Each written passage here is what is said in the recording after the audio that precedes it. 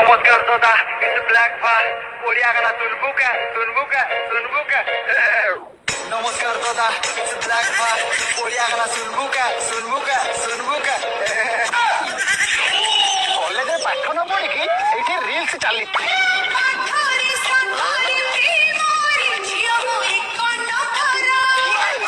एक नंबर हो देखिया तीन को पणिका कहलो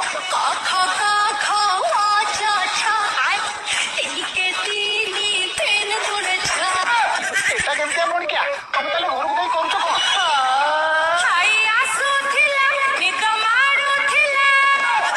ପାଠ ନାହିଁ କି ସାଠ ନାହିଁ ଖାଲି ନିଦ ମାଡୁଛି